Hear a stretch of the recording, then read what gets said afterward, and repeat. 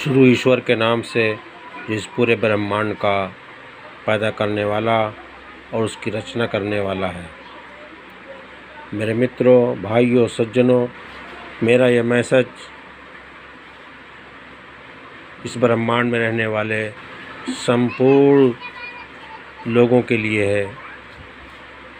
इसलिए कि मैं जिसका मैसेज आप तक पहुंचाने की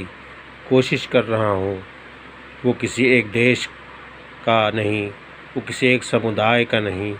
बल्कि वो संपूर्ण ब्रह्मांड और संपूर्ण इंसानियत का पैदा करने वाला, उसका चलाने वाला, उसका मालिक, उसका स्वामी, उसका आका है। इसी प्रकार उसका मैसेज, उसका संदेश भी संपूर्ण इंसानियत के लिए है, भाइयों और सज्जनों। और उस मैसेज का जो बुनियादी ढांचा है, उसकी जो रूह है, वो ये है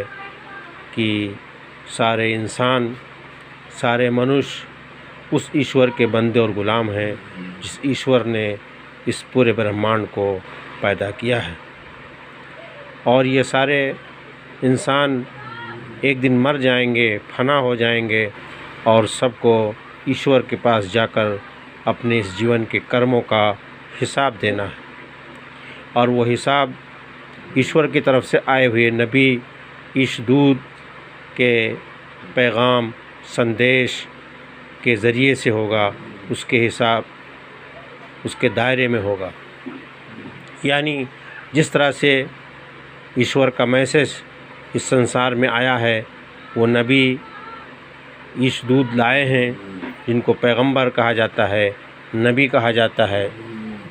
और ज़िंदगी का जो नमूना उन्होंने हमारे सामने, मनुष्य के सामने रखा है, जो पैगाम दिया है, उसी पैगाम को सामने रख करके उसी के मद्देनज़र मानव जीवन का हिसाब ईश्वर लेगा। और उनका मैसेज का जो बुनियादी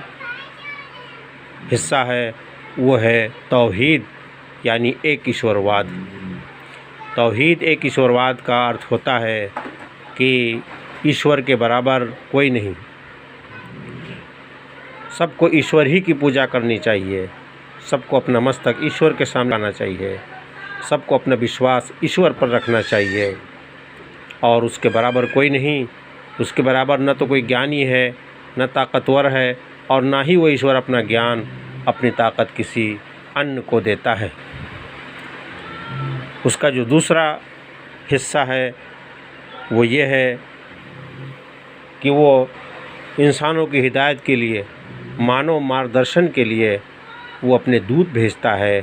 जिसको पैगंबर या ईशदूत कहा जाता है। और जब वो चाहता है तो किसी ईशदूत के ज़रिए अपनी किताब उतारता है, और जब चाहता है तो किताब नहीं भेजता है, सिर्फ ज़बानी मैसेज देकर भेजता है। ये दोनों तरह के ईशदूत इस संसार में आए हैं और सारे मनुष्य को उन्हीं को आइडल बनाकर अपना जीवन बिताना है, उस किताब के ज़रिए और उस नबी के, ईशदूत के मार्गदर्शन के ज़रिए अपना जीवन बिताना है। और जैसा कि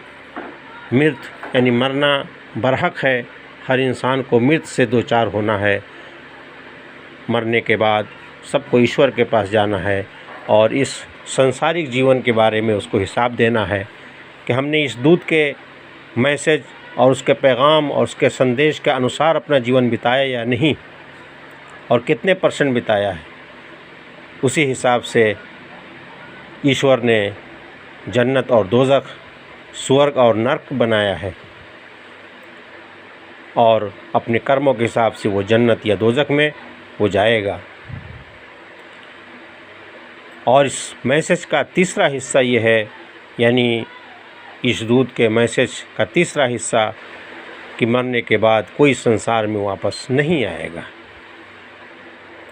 जैसा कि अंधविश्वास के ज़रिए लोगों ने इस बात का प्रचार किया है कि इंसान कई जन्म पाता है, बार बार जन्म लेता है, बार बार संसार में आता है, मगर ऐसा जो किताबें हैं, मज़हबी किताबें हैं, जैसे कि कुरान, और दूसरी मज़हबी किताबें वेद, उन किताबों में ये बात नहीं है। उन किताबों में यही बात है कि इंसान को बार बार जीवन नहीं दिया जाता है, बस संसारिक जीवन एक ही होगा, उसके बाद